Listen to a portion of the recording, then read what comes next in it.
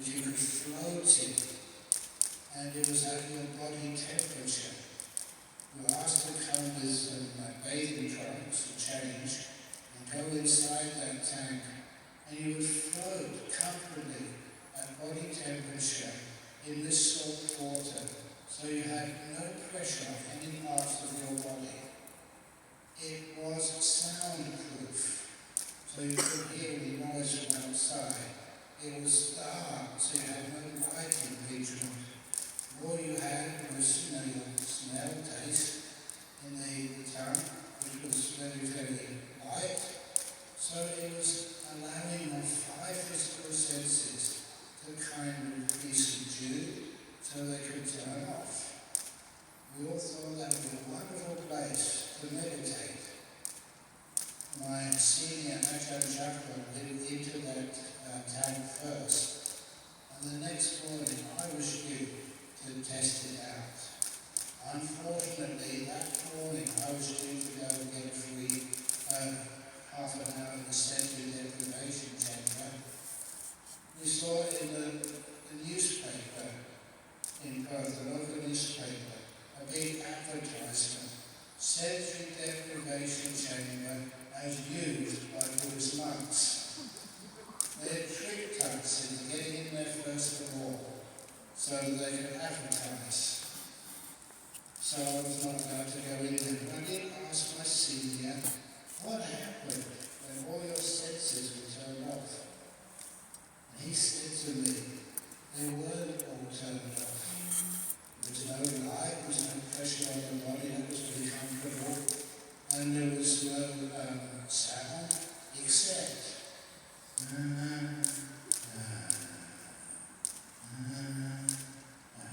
his breathing. Everything else disappeared. So his breath was so prominent. And there was that experience from someone I trusted, which showed me why the breath is such an important stage in meditation. If you calm everything else down, the breath is still moving. And that's what will come to you when everything else has disappeared. It's just natural. So my job when I sit down and meditate is first of all to make my body very comfortable. So the external bodily feelings can all disappear. Feeling my hands disappears, my legs disappear, feeling my butt disappears. I know that when I taught this to some people in Singapore, they got very afraid.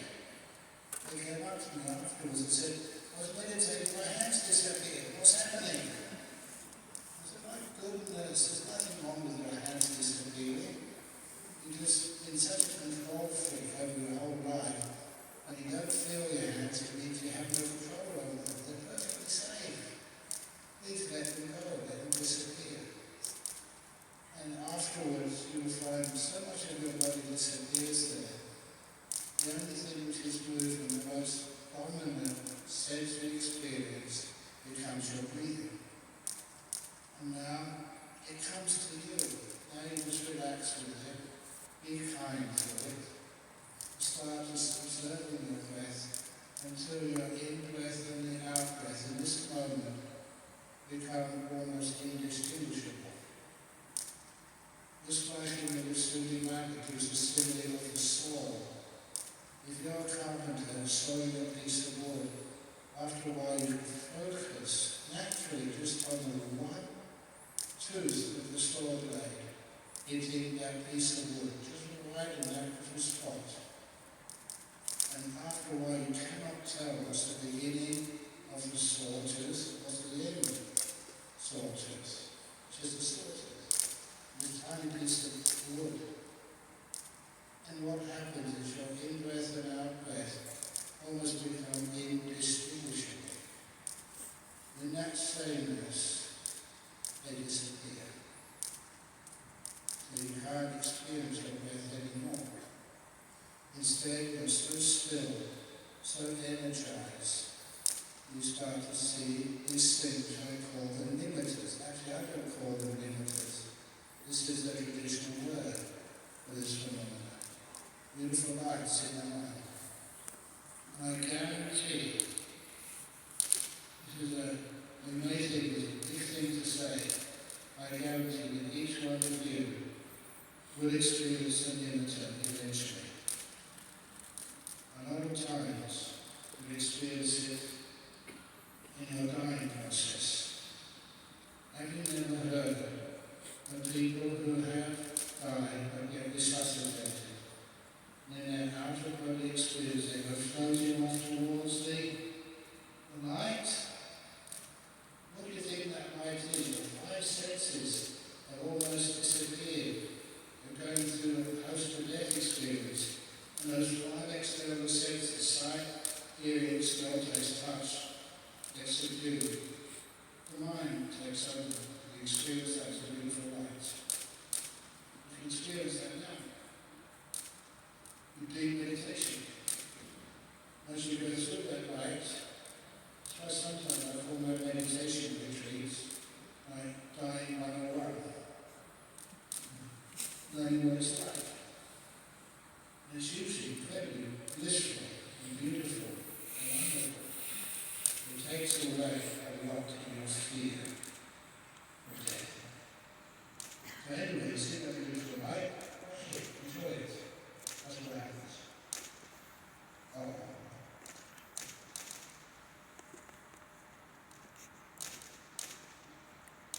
So that's actually what will happen. The breath comes to you, then the breath disappears.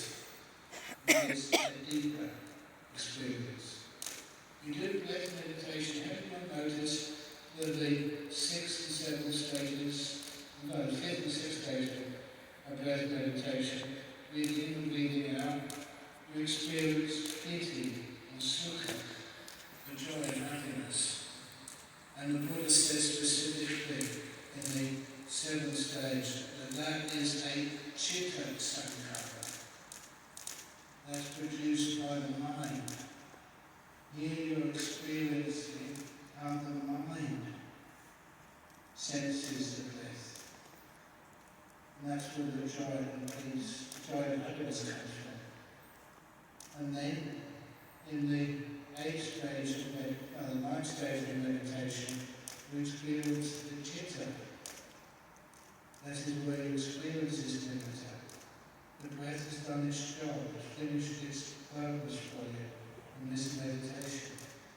It's taking you beyond the body to the realm of the mind, the chitta. For me to come to Sri Lanka, I had to get in an aircraft. I could not take that aircraft all the way to BMICH. We thought about it this morning because of the way it was traffic jams. So we had to come late. I suggested, can't we get a helicopter? No, the aircraft has done its job. Then from the place I stayed last night, took a car. From the car, we got to the front of the hall. From the front of the hall, I had to get out of that car. You can't drive the car into the hall of the MICH. It's done its purpose, just like the breath has its purpose. I have to let the breath go. It happened naturally. And then when the breath disappears, you get a beautiful realm of the mind. And that's, I often say to people, that is the pivot point of meditation. Once the body senses start to disappear, the beautiful mindfulness and joy, that's when the meditation really starts to hook you. And you enjoy it to the max. Empowers your mind, mindfulness gets really strong. And also as we see waking sense, getting to realms like jhanas. Powerful and beautiful. It's how the Buddha practice.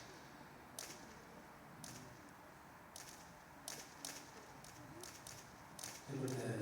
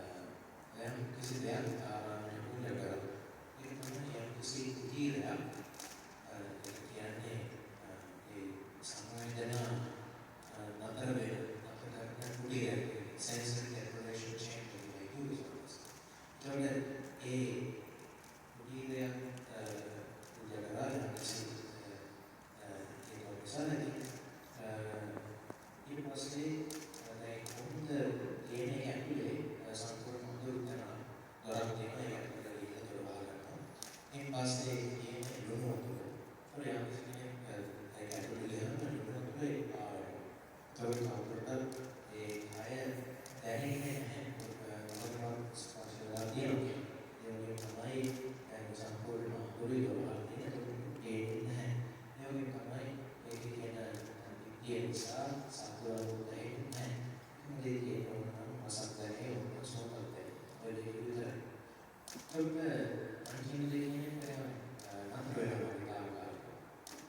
කොහොමද මේක අදාළ බුලවුණා යක්ෂයාස් ජාගරසෝතස එන්නේ ඊට පස්සේ ආරම්භ කරන ඒ පදවල නිවස් paper එකේ ගියාලු පත්තරේ ගියාලු මේ බෞද්ධ රෝඩේ එකක් වන්න ආචාර්යවරුන්ගේ ඇඩ්වර්ටයිස්මන්ට් එක. අතන මේ චේම්බර් කට්ටිය පරදී ඒක ආනික කර්මන්තේ තමයි පූජා කරන්නේ. ඒ කොහොමද ඒක සම්පූර්ණ පැවිදි වෙනවා ගිහිලා බලන්න හැබැයි සමනසේ හොයන්නේ මොනවද අත්දැකීම් සාමාන්‍යයෙන් ලැබුණේ කියලා ඒ උත්සාහයන්සේ ඒ සාමාන්‍යයෙන් අදටම ඒ පන්තියේ නම්බරාව කියනවා කිසිම දෙයක් දැනෙන්නේ නැහැ. ඒකෝට වෙලාවකදී දේවල් නිකන් අර ක්‍රියා විරහිත වෙලා යනවා කියනවා ඕෆ් වෙලා යනවා කියනවා. හැබැයි එක දෙයක් ඊට පස්සේ පැහැදිලිව එන්නට ඉදිරියට ඒක තමයි හුස්ම ගැනීම.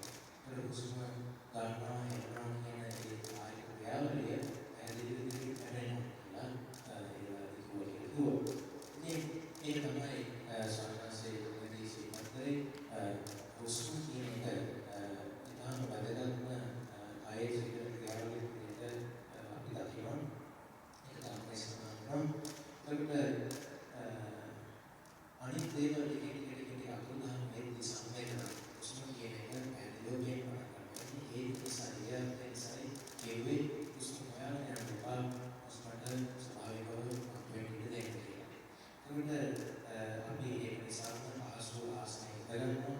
ඒකට අපිට අවුරුද්ද 6 ගැන වදේ අවශ්‍ය නැහැ.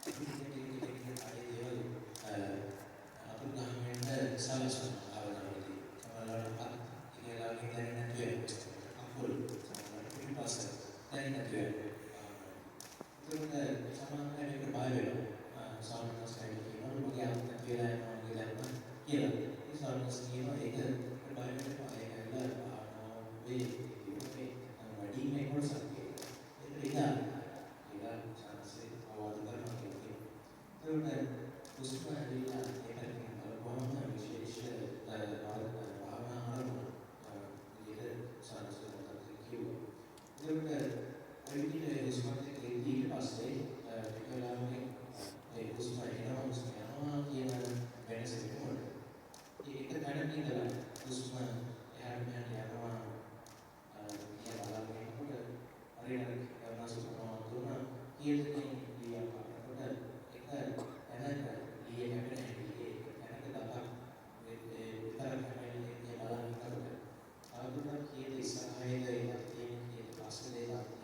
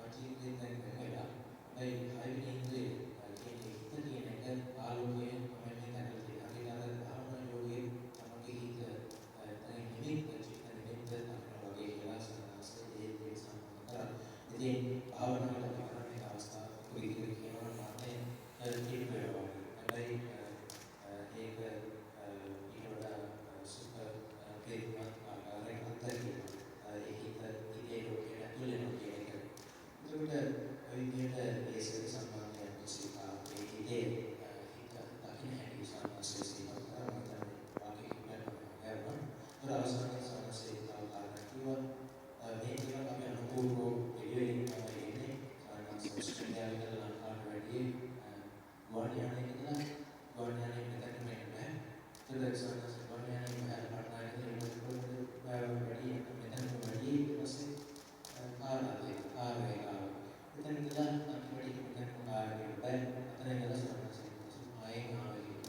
ඒ වගේ ඒ අපේ තියෙන භාවනා ඒ ක්‍රියාවල ටික දේවල් හරියට ඉදිරියට ඇවිල්ලා සියුම් දේවල් ආරම්භ කරනවා.